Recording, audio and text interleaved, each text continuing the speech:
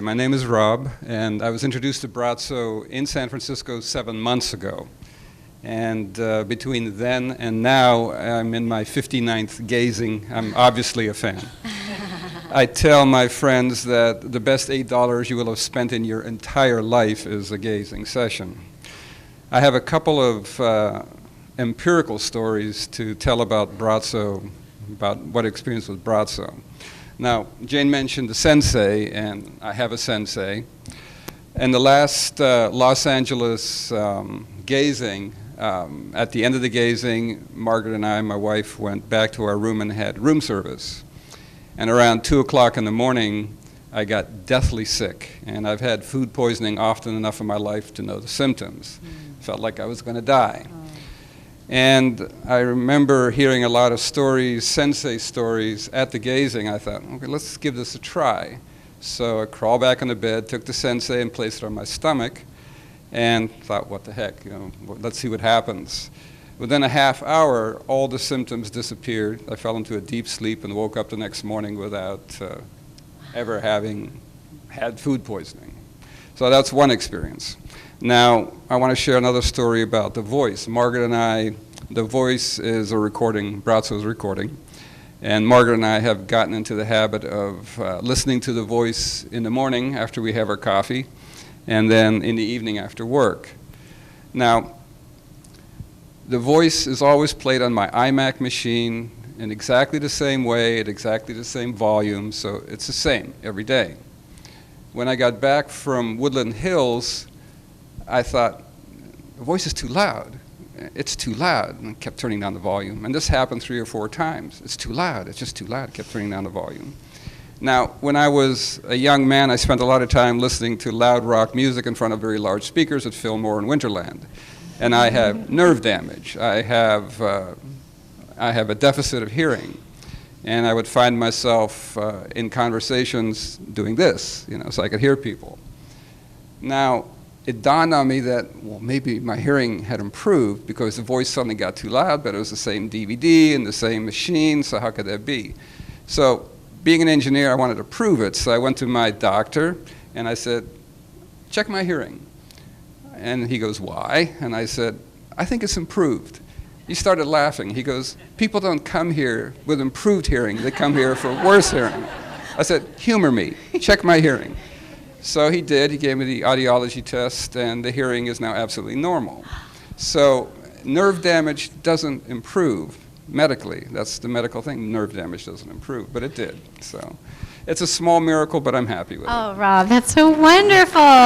One other story. Wow. Margaret has glaucoma and has been treated for 2 years with glaucoma. And glaucoma is damage to the optic nerve. And we went back to a doctor for a regular visit, and he did a thorough exam, and he goes, she doesn't have glaucoma. And I go, well, tell me, doctor, how can that be? Can somebody have a reversal of glaucoma in time? He goes, no. Somebody had misdiagnosed her, they were giving her the drops for no reason at all. I said, well, thank you very much. So Margaret's glaucoma also disappeared. Oh, so. Fantastic. Wow, wait, Rob, hold on to that microphone. Hold on. I just got to say, Rob made me laugh so hard when we were in Portland because that was the first time you got up and stood up in front of the audience because he's an engineer. Yeah. And this Don't is not. hold that against me. No, we love engineers. My father was an engineer, so but I just want to say what a great thing it is to see this because he got up in front of the audience and said, I don't do this. I'm an engineer. And he was just, and look at what's going on now. And you had an experience right then from the beginning. So just give them just a flavor of that.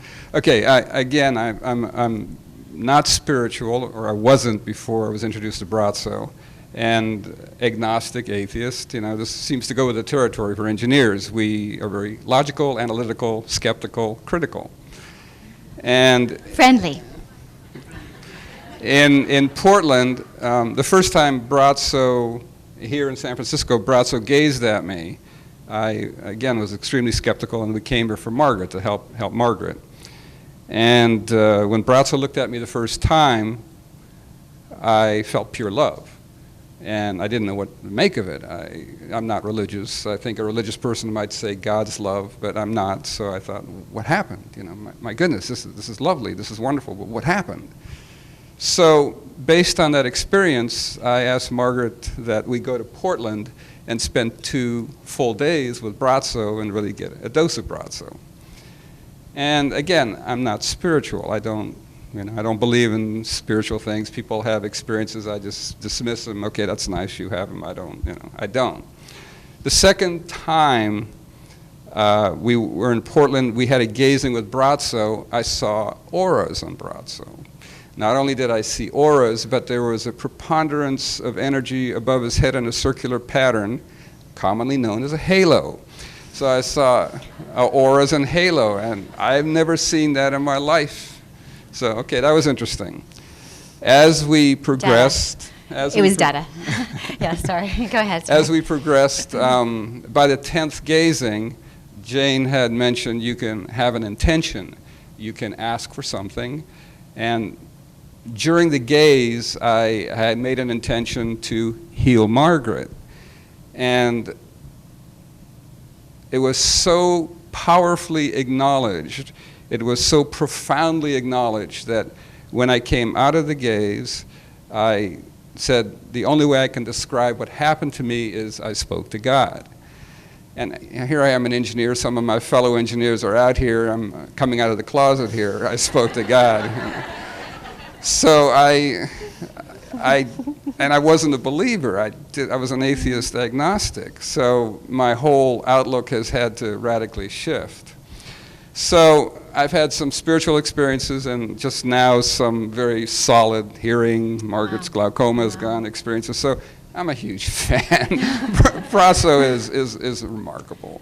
And for all of you to benefit from this, come again and do it again. He's remarkable. Awesome. So. Thank you, Rob. Thank you so much. Thank you.